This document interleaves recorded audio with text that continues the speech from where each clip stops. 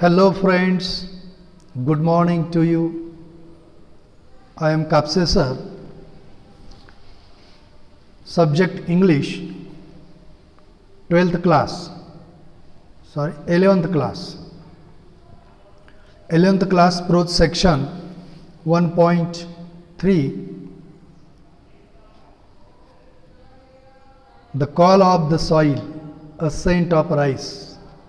मातीची साद, तांदळाचा सुगंध. कॉल ऑफ द सॉईल या लेसनचा आपण आईस ब्रेकर्सचा भाग पाहिलेला आहे यापूर्वीच्या व्हिडिओमध्ये. त्याचबरोबर आपण लेखकांचा परिचय व्यंकटेश्वरन उर्फ व्यंकट अय्यर, हे व्यंकट अय्यर कशा पद्धतीने IT सेक्टरमध्ये काम करत होते, प्रोजेक्ट मॅनेजर म्हणून काम करत होते. त्याचबरोबर 17 वर्षे सेवा केल्यानंतर मुंबई शहराच्या बाहेर ग्रामीण भागामध्ये एका खेड्यामध्ये जाऊन ऑर्गॅनिक फार्मिंगला सुरुवात कशा पद्धतीने केली हे आपण पाहत आहोत. Friends, see the page number 26. Look at the page 26. The call of the soil, a scent of rice. The first crop. And listen carefully. We have to see the lesson line by line. The first crop, पहिले पीक.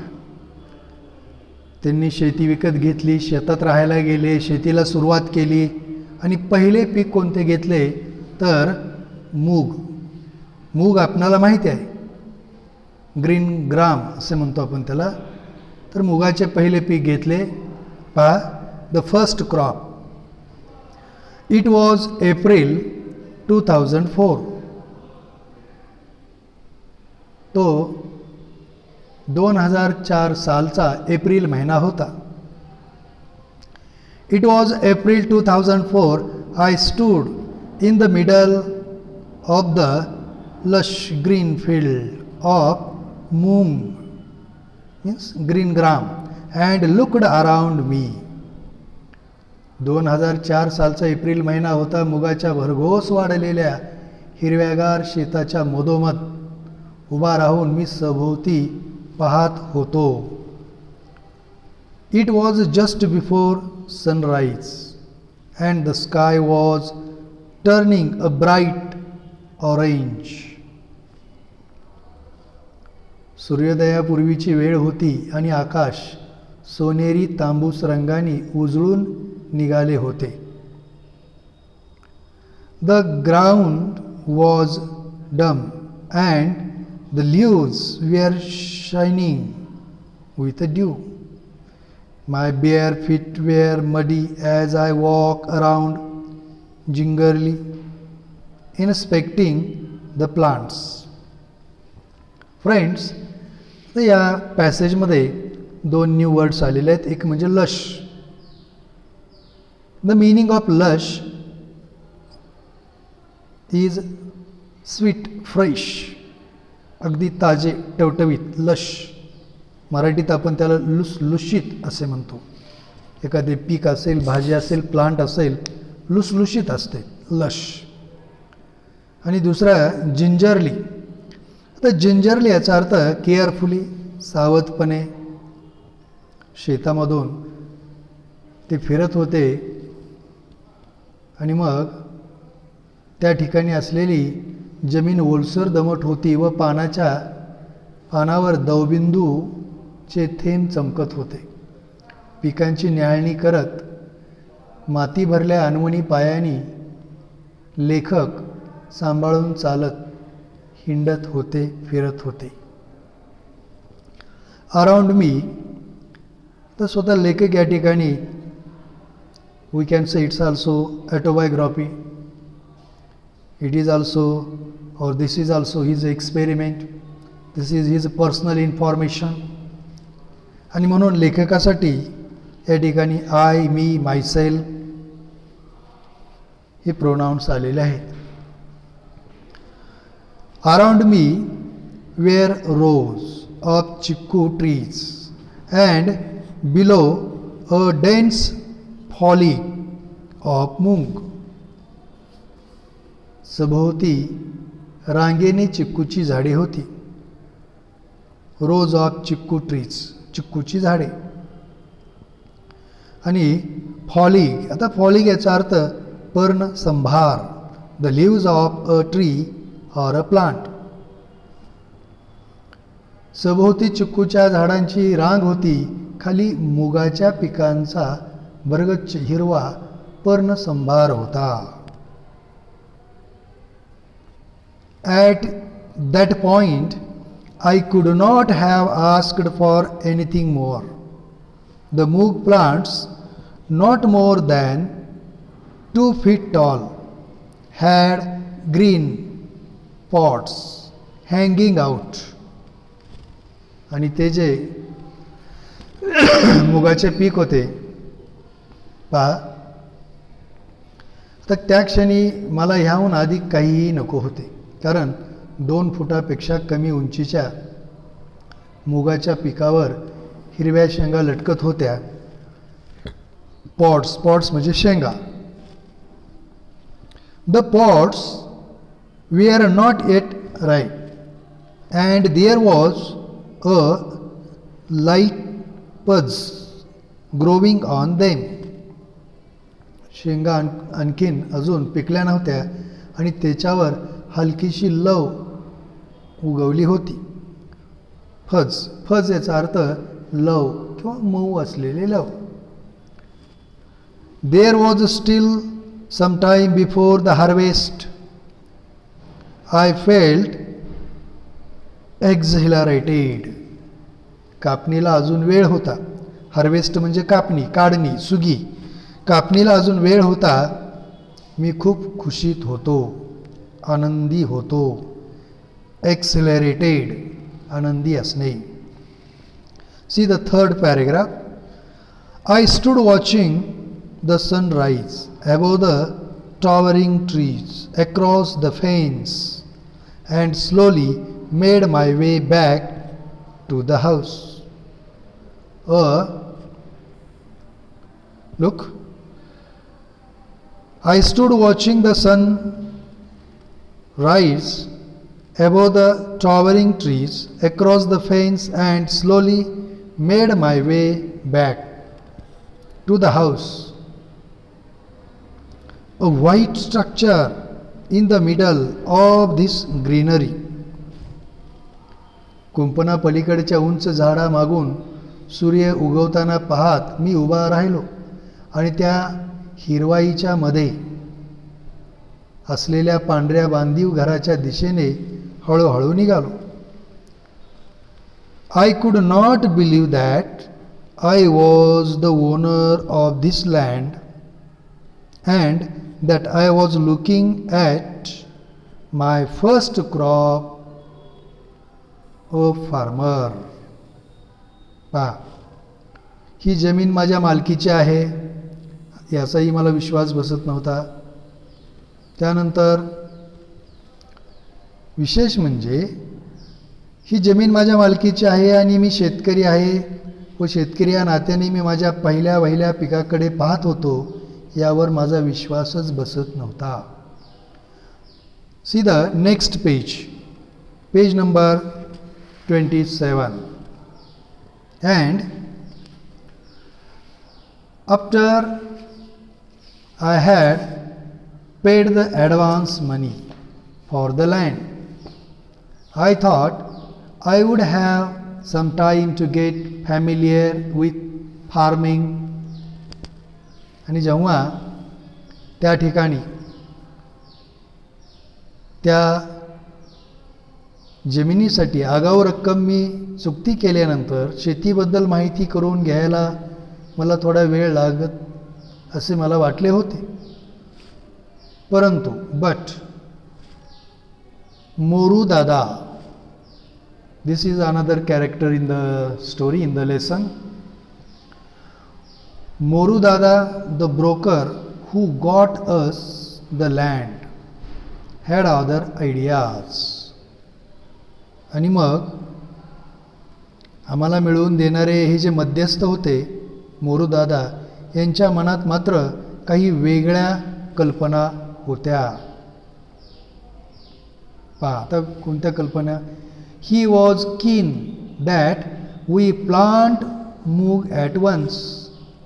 आम्ही लगेच मुगाचे पीक घ्यावे अशी त्यांची इच्छा होती. I was not prepare for this. मी त्यासाठी तयार नव्हतो. I was still reading books and trying to figure out what we could sow and how we could go about it. मी अजून पुस्तके वाचत होतो, कोणते पीक घ्यावे, त्याविषयी पुढे कसे काय करावे हे समजून घेण्याच्या मनस्थितीत होतो. परंतु मोरूदादा मात्र ठाम होते. मूग पेरण्यासाठी आत्ताचा ऋतू योग्य आहे आणि शेजारच्या गुजरात राज्यातल्या सुरतमध्ये उत्तम बियाणे उपलब्ध आहे असे त्यांनी आम्हाला सांगितले. पहा, मोरूदादा was quite firm. He said the season was right for sowing moog and the best seeds were available in Surat, in the adjacent state of Gujarat. The adjacent याचा अर्थ कोहेरंट, कोहेन्सिव्ह, लगत, जवळ. आणि मग लगत जवळ असलेल्या गुजरात राज्यामधील सुरतमध्ये खूप चांगले बियाणे मिळते असे ते आम्हाला सांगत होते. I made a quick trip to Surat and bought around 10 kilograms of moog.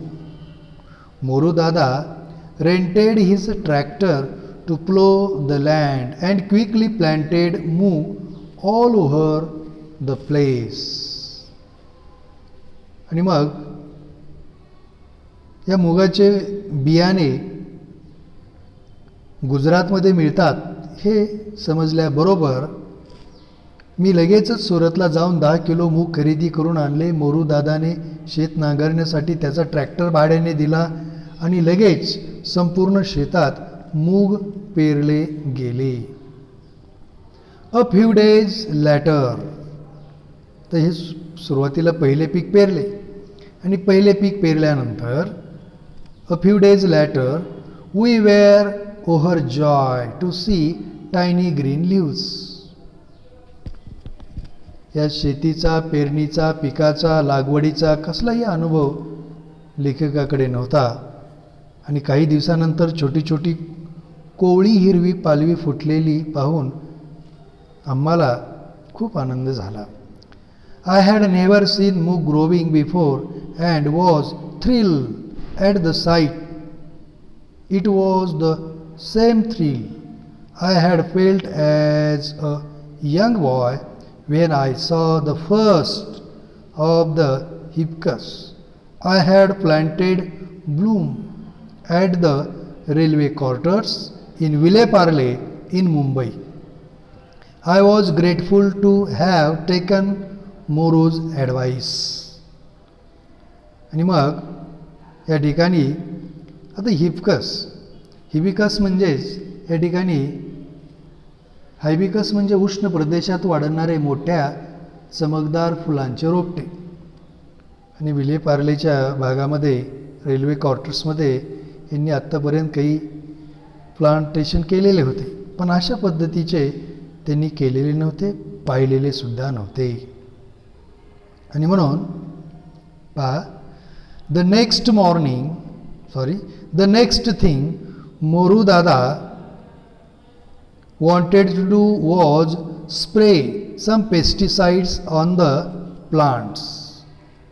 पहा, पुढे मात्र या ठिकाणी मोरूदादाने सर्व रोपट्यांवर जंतुनाशक औषधांची फवारणी करावी असे आम्हाला सुचविले. पहा, पेस्टिसाइड्स म्हणजे कीटकनाशक, स्प्रे म्हणजे फवारणी.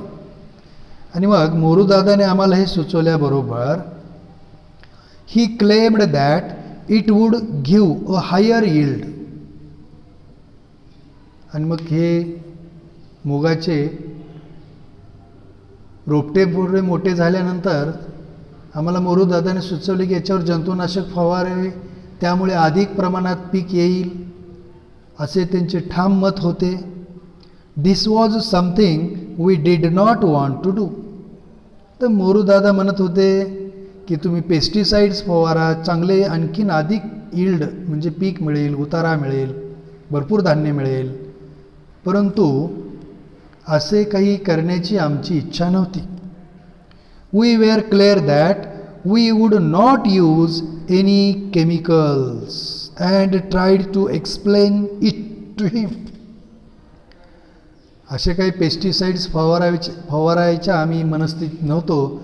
आपण कुठल्याही प्रकारचे रसायने वापरायचे नाहीत असे आमचे स्पष्ट मत होते आणि ते त्याला समजवण्याचा आम्ही प्रयत्न केला. He reacted as if we had suggested harakiri. आणि मग आम्ही त्यांना समजून सांगत असताना त्या ठिकाणी मात्र यावर त्याने आम्ही जणू काही हाराकिरी करत आहोत अशी प्रतिक्रिया दिली. आता हाराकिरी हा काय प्रकार आहे पहा. हाराकिरी, दिस word it means a formal way of killing your self by cutting open your stomach with a sword. म्हणजे याला आत्मघात करणे. कारण शरण येण्याऐवजी स्वतःच्याच पोटात तलवार खुपसून स्वतःच्या जीवाचा अंत करण्याची जपानमधील पारंपरिक आत्मघातकी पद्धत म्हणजे हाराकिरी. आता हाराकिरी हा शब्द मराठीमध्ये आपल्या भाषेमध्ये भागामध्ये सुद्धा रूढ झालेला आहे. तर मोरू दादाचं मत होतं की तुम्हाला हे सर्व सुचवलेलं आहे, पण तुम्ही यावर फवारणी करत नाही, जास्त पीक घेत नाही, म्हणजे तुम्ही स्वतःचा या ठिकाणी नाश करून घेत आहात.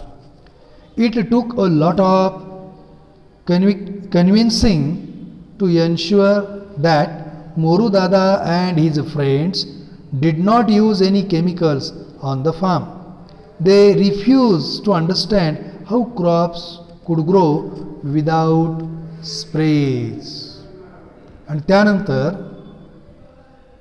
त्यामुळे मोरू दादा आणि त्यांच्या मित्रांनी शेतावर रासायनिक औषधे वापरू नयेत हे त्यांना पटविण्यासाठी आम्हाला खूप धडपड करावी लागली. या फवारणीशिवाय पिके वाढू शकतात हे मानायला मोरू दादा आणि त्याचे मित्र काही केल्या तयार होत नव्हते. Then see there next paragraph. Contrary. आता ते तर तयार नव्हते, ते तयार होत नव्हते, आम्ही त्यांना सांगत होतो. उलट पहा. Contrary to what everyone had told us, nature did her job and she needed no bribes to get the work done. सर्वांनी आम्हाला सांगितले त्याच्या अगदी उलट निसर्ग देवतेने कोणत्याही आमिषाशिवाय आपले काम चोख पार पाडले. ब्राईब याचा अर्थ आमिष. आणि मग soon it was harvest time. पुढे लगेच कापणीचा, सुगीचा, मूग काढण्याचा काळ होता. Soon it was harvest time and we manage a respectable 300 kilogram. कापणीची वेळ लवकरच आली आणि 300 किलो इतके खूप चांगले मुगाचे उत्पन्न आणि प्रचंड आत्मविश्वास आम्हाला मिळाला. 300 kilograms mugs and an awful lot of mug and with it a lot of confidence. Now I was certain the land was fertile and that it was possible to grow crops without chemicals. It was a major moral booster. पहा, आणि मग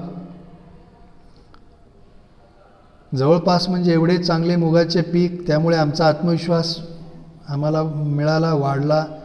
आमची जमीन सुपीक आहे, fertile आहे आणि रासायनिक औषधाशिवाय पीक काढता येऊ शकते याची मला खात्री पटली आणि मनोबल वाढविण्यासाठी ही फार मोठी गोष्ट होती.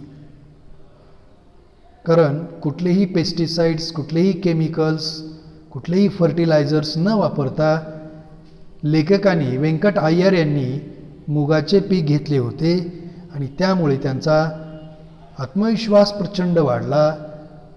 त्यांच्या लक्षात आले की त्यांची जी जमीन आहे ती सुद्धा खूप सुपीक, त्यामध्ये कोणतेही पीक ते सहज चांगल्या पद्धतीने घेऊ शकतात हे त्यांच्या लक्षात आले. See the next point, a scent of rice, तांदळाचा सुगंध. हे मुगाचे पहिले पीक घेतले आणि आता पुढे दुसरा भाग पाहू आपण. The first year I was late for the rice sowing season and had to resort to growing the GR4 variety that was short term and recommended by the agriculture officers at Kosbad. See the next page, page number 28. Look at the page. A scent of rice. पहिल्या वर्षी भाताचे पीक घेण्याच्या हंगामासाठी लेखकाला उशीर झाला, त्यामुळे कोसबाड, डहाणू तालुक्यामध्ये जवळच पेठच्या जवळ असलेल्या कोसबाडच्या ऑफिसर्सनी सुचविल्याप्रमाणे GR4 या जातीचे अल्पकालीन पीक लावण्याशिवाय मला पर्याय नव्हता. It was a short term crop. The next year, पुढे काय घडले पहा. Next year we decided that we would start early and try to find some good traditional variety of rice to grow. तर यावर्षी उशीर झाला होता, ठीक आहे, मात्र पुढच्या वर्षी मात्र लवकर सुरुवात करावी आणि भात पिकविण्यासाठी एखाद्या चांगल्या पारंपरिक भाताची जात शोधण्याचा प्रयत्न करावा असे आम्ही ठरवले. We had read about traditional variety of rice and knew that they did not require very high inputs of fertilizers. भाताच्या पारंपरिक जातीविषयी माहिती आम्ही वाचली होती आणि त्यांना जास्त प्रमाणात खतांची आवश्यकता लागत नाही हे जाणले होते. कारण जी पारंपरिक भाताची लागवड किंवा भात लागवड केल्यानंतर त्या पिकाला जास्त फवारणी, जास्त खते, फर्टिलायझर्स याची गरज पडत नाही हे आम्ही वाचले होते. आणि म्हणून these varieties were also quite strong and resisted pests. हो, अगदी ही जी व्हरायटी होती, हा जो प्रकार होता, हा जो त्या भाताचा वाण होता, खूप बळकट प्रकारची जात आणि कीटकाशी मुकाबला करू शकणाऱ्या पद्धतीची ती व्हरायटी होती. We were sure that it was this type of rice that would grow well in our farm where we did not use any chemicals at all. आणि कोणत्याही प्रकारचे रासायनिक खत आम्ही वापरत नसल्यामुळे आमच्या शेतात अशा प्रकारच्या भाताचे चांगले पीक येईल याची आम्हाला खात्री होती. Our previous year's experience and low yield had taught us a lesson, and we were sure we would not plant hybrids this year. कारण आमच्या अगोदरच्या वर्षी आदल्या वर्षीचा अनुभव आणि कमी उत्पन्न यातून धडा घेऊन यावर्षी आम्ही संकरित धान्य पेरणार नाही यावर ठाम होतो. See the next paragraph. Next year. In April 2005. आत्तापर्यंत आपण जवळपास एप्रिल 2004 ते 2005च्या दरम्यानचा जे काही महत्त्वाच्या घडामोडी शेतामध्ये व्यंकट अय्यर यांनी केलेल्या आहेत त्या पाहिल्या. आणि बरोबर एक वर्षानंतर सुरुवात केल्यानंतर पहा, in April we started to look for a good variety of traditional rice. आणि मग पुढे 2005च्या एप्रिलमध्ये पारंपरिक भाताच्या जाती शोधायला आम्ही सुरुवात केली. आता वी हा शब्द वापरलेला आहे स्पेशली. याच्यामध्ये मग लेखक स्वतः व्यंकट अय्यर, त्यांची पत्नी मीना, त्याचबरोबर मोरूदादा, आणखीन काही जवळचे शेतकरी, त्यांचे काही समजा असलेले मार्गदर्शक शेतकरी, हे सर्व कदाचित असू शकतील, म्हणून वी हा शब्द येते. त्याचबरोबर काही शेतकरी पण तयार झाले होते की जे ऑर्गॅनिक फार्मिंगच्या प्रयत्नात होते, असे असतील कदाचित. आणि म्हणून in April 2005 we started to look for a good variety of traditional rice. It was one of our neighbours in the village, businessman from Mumbai who owned land, who suggested that we plant a local scented variety of rice. गावातील शेजाऱ्यापैकी एका मुंबईच्या उद्योगपतीची गावात जमीन होती. त्यांनी तांदळाच्या एखाद्या स्थानिक सुवासिक जातीची पेरणी करावी असे आम्हाला सुचविले. आणि मग most of the farmers in and around the village of Pet had switch over to hybrids. आता आम्ही जे पेट गावामध्ये राहत होतो किंवा पेट गावात आमची जी जमीन होती, तर पेठमधील आणि आसपासच्या गावातील बहुसंख्य शेतकऱ्यांनी संकरित पिके घेण्यास सुरुवात केली होती. The younger generation of farmers thought I was crazy to ask for the desi variety as they called it. आणि मग शेतकऱ्याची ही तरुण पिढी आम्हाला त्यांच्या मते देशी असलेल्या जातीचा आग्रह धरताना पाहून मला विक्षिप्त समजू लागले होते. कारण या अलीकडच्या काळामध्ये सर्वच व्यक्ती, सर्वच जण हायब्रिड व्हरायटी, संकरित व्हरायटी भाताची पेरत असत. आणि लेखक मात्र देशी, जुनावान, स्थानिक बियाणे शोधत होते. त्यामुळे सभोवतालचे शेतकरी त्यांना विचित्र आणि विक्षिप्त असे समजत होते. My regular visits to the villages around searching for a good traditional variety also did not yield any results, and we were almost giving up hope.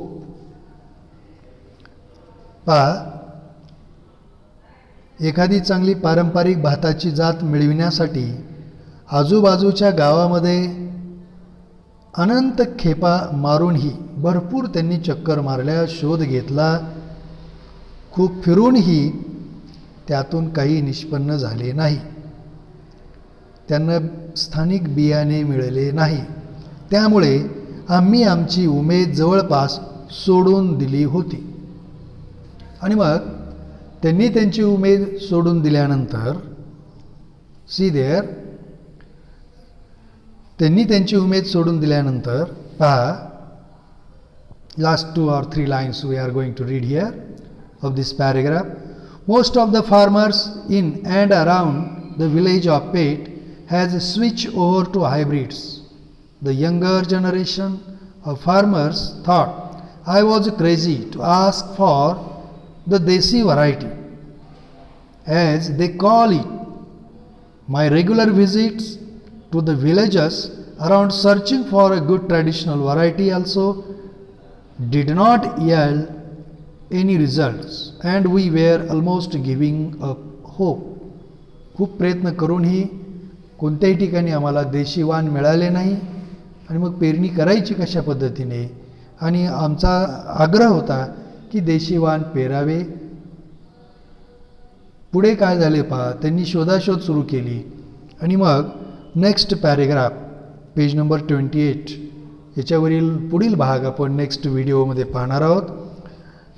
Friends, we have seen 2 videos on this lesson, and maybe another 2 or 3 videos on this lesson, and tomorrow we will start our study from the page number 28, the paragraph I decided to give it one last try. पुन्हा आणखीन एक प्रयत्न करायचे मी ठरवले. इथून आपण उद्या प्रयत्न करू. See you again friends. Okay, see